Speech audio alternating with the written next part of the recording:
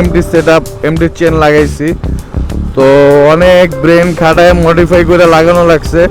তো এটা লাগানোর পর মানে উপকার আমি কি পাইছি, তাই না? এটাই তো মানে যে কোনো একটা জিনিস লাগানোর পিছনে তো একটা কারণ থাকে। মানে আগে যেরকম 60-তে প্রচুর একটা ভাইব্রেশন হইতো, এটা এখন 100 পর্যন্ত কোনো ভাইব্রেশন নাই বাইকের, আল্লাহর রহমতে।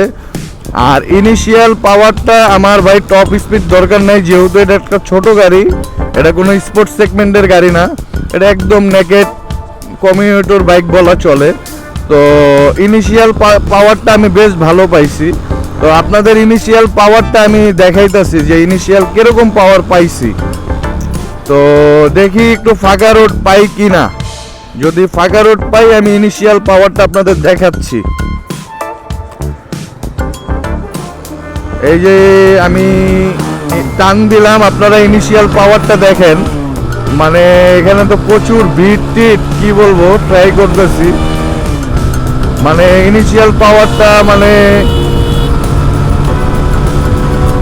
মানে খুব স্মুথলি উঠতেছে। মানে আমি 100 দেখাইতে পারলাম না, সামনে একটা স্পিড ব্রেকার চলে আসছে।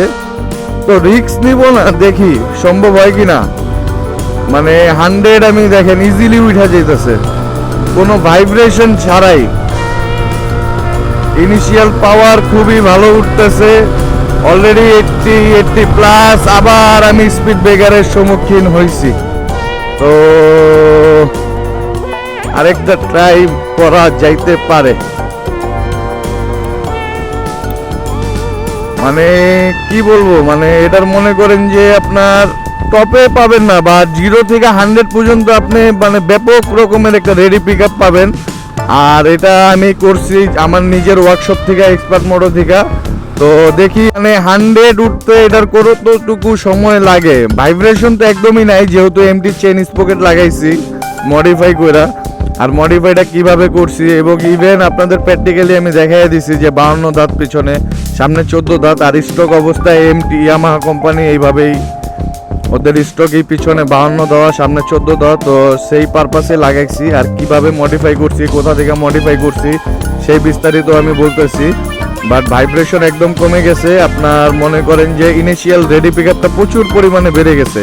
তো এখন আমি আপনাদের মানে এটা রেডি পিক আপটা দেখাইতেছি।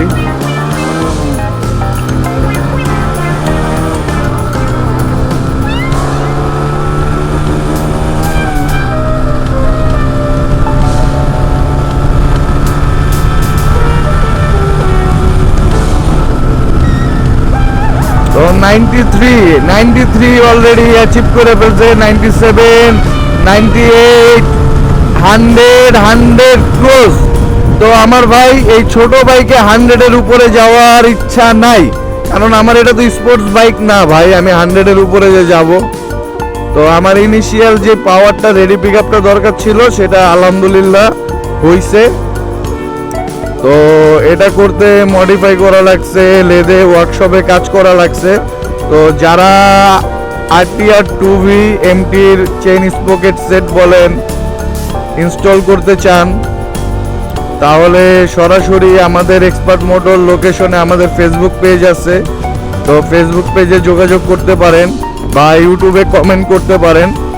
আর আজকের ভিডিওটা কিরকম লাগলো, MT-15-এর চেইন স্পকেট মডিফাই কইরা আরটিআর 2V-তে ইনস্টল করলাম। যদি ভালো লাগা থাকে তাহলে প্লিজ প্লিজ প্লিজ কমেন্ট করে জানাবেন। আর ভিডিওটা ভালো লাগলে শেয়ার করে দিবেন। আর কথাবার্তায় যদি ভাই কোনো ভুল ত্রুটি হয় ক্ষমার দৃষ্টিতে দেখবেন। আর ভিডিওটা দেখতেছেন প্লিজ সাবস্ক্রাইব করবেন এবং বেল আইকনটা অবশ্যই প্রেস করবেন, যাতে আমি নতুন ভিডিও দিলে আপনারা অনেক কিছু জানতে পারেন। তো আমাদের এক্সপার্ট মোটরতে আসলে ইজিলি আমরা 2V বাইকে MT-15-এর চেইন স্পকেট ইনস্টল করে দিতে পারবো। আপনার কোনো সমস্যা নাই, আইসা বসবেন, বলবেন।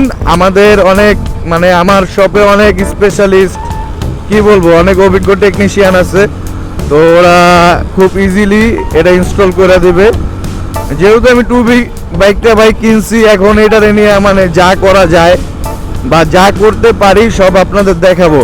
এটা একটা ভাইব্রেশনের যন্ত্র, এটা ভাইব্রেশন আমি 0 থেকে 100 পর্যন্ত কমায় ফেলছি ইনশাল্লাহ। তো যাই হোক, সামনে যদি আরও কিছু করি আপনাদের সামনে ভিডিও নিয়ে আসবো। তো সবাই ইনশাল্লাহ ভালো থাকবেন, আমার জন্য দোয়া করবেন। আজকের ভিডিওটা এই পর্যন্তই। আসসালামু আলাইকুম রহমতুল্লাহ।